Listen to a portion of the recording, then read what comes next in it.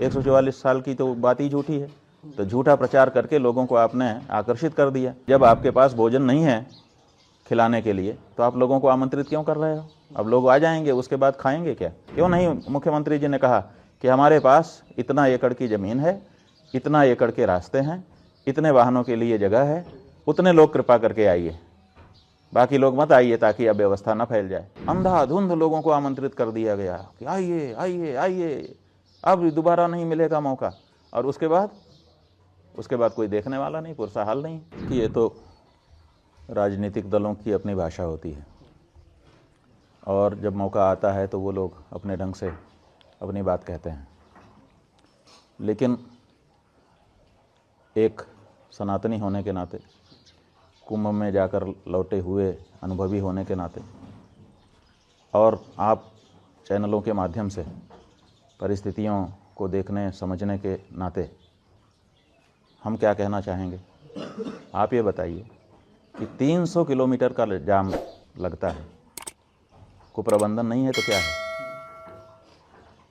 जो लोग वहाँ पर पहुँचे हैं 25-25, 30-30 किलोमीटर उनको पैदल चलना पड़ता है अपना सामान उठा करके। कुप्रबंधन नहीं है तो क्या है?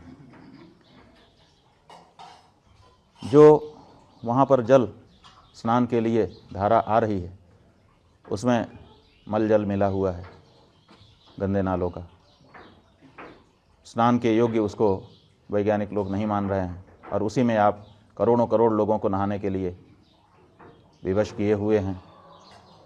वो अपनी श्रद्धा से नहा रहे हैं, वो अलग बात है, लेकिन आपका तो काम था कि नालों को थोड़े दिन के लिए या तो रोक देते या तो डाइवर्ट कर देते ताकि कम से कम स्नान के समय शुद्ध जल उनको धारा का मिल सकता। वो नहीं कर पाए तो इसका मतलब क्या है? इसका मतलब है कि कुप्रबंधन है। आपको पहले से पता था, 6 साल पहले से पता था कि 6 साल के बाद कुंभ आएगा, 12 साल के पहले से पता था कि 12 साल के बाद कुंभ आएगा, तो आपने इस बारे में कोई प्रयास क्यों नहीं किए?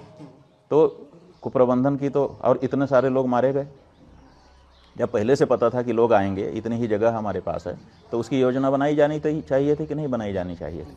तो जब कुप्रबंधन है और उसको कोई कह दे रहा है तो उसमें हम क्या करेंगे?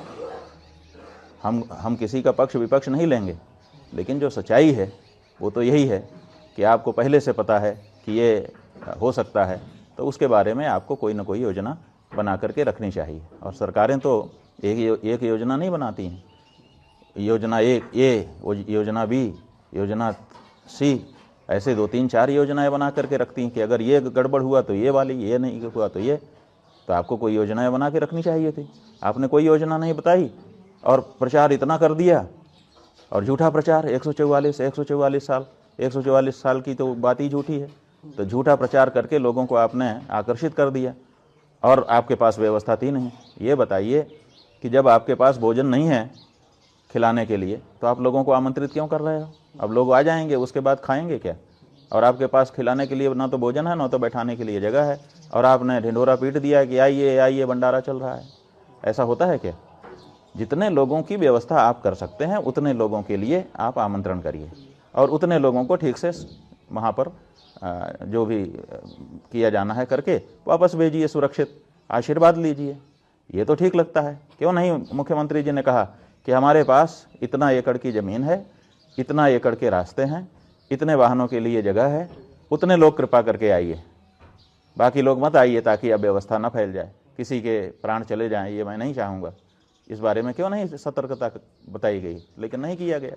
आखिर व्यवस्था क्या होती है?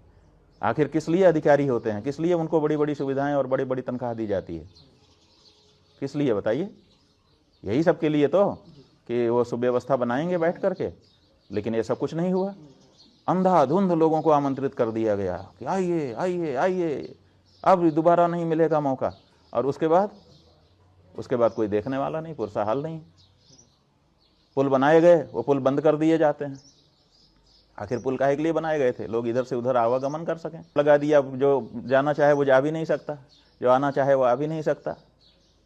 कोई आपके पास वैकल्पिक मार्ग नहीं है कि अगर कोई फंस गया है, समस्या में है, उसके लिए हम एक और सुरक्षित रास्ता रखें, उसमें से निकाल करके उसको आगे बढ़ा दें। ये सब तो व्यवस्था में किया जाता है ना। तो ये जो क्राउड मैनेजमेंट का जो सिद्धांत है, उस सिद्धांत का भी परिपालन यहाँ पर नहीं किया गया। हॉस्पिटैलिटी का जो सिद्धांत है कि हम मेज़बान हैं, हम अगर लोगों को आमंत्रित कर रहे हैं, आवाहन कर रहे हैं, तो उतनी व्यवस्था हमारे पास होनी चाहिए, उसका भी कोई ख्याल नहीं रखा गया है। और यहाँ तक कि लोग मर गए तो उस मृत्यु को छिपाने का भी काम आपके द्वारा किया गया, जो घोर अपराध था। तो ऐसी परिस्थिति में कोई अगर इसको कोई संज्ञा देता है तो हम गलत नहीं कह पाएंगे। समाजवादी पार्टी प्रमुख ने कहा कि कुंभ जैसे कोई चीज़ ही नहीं होता, और खासकर वहाँ प्रबंधन पर ये आरोप लगाया कि काफ़ी अब कुंभ जैसी कोई चीज़ होती है कि नहीं होती है, इस बारे में हम क्या कहें उनको। अगर जिस भी व्यक्ति ने, हम तो नहीं जानते हैं कि किस व्यक्ति ने ये कहा है, अखिलेश यादव, लेकिन कुंभ जैसी कोई चीज़ नहीं होती है तो जब वो मुख्यमंत्री थे तो उन्होंने कुंभ का आयोजन क्यों करवाया था? अगर कुंभ जैसी कोई चीज़ ही नहीं होती है तो फिर कुंभ के लिए उन्होंने फंड क्यों निकाला था? कुंभ के लिए एक प्रभारी मंत्री क्यों बनाया था? कुंभ में स्वयं क्यों 3-4 बार आकर के निरीक्षण परीक्षण कर रहे थे? क्यों कर रहे थे? इसका जवाब उनको दे देना चाहिए।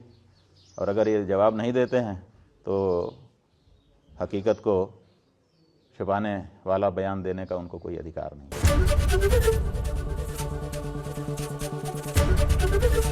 एबीपी गंगा, खबर आपकी, जुबान आपकी।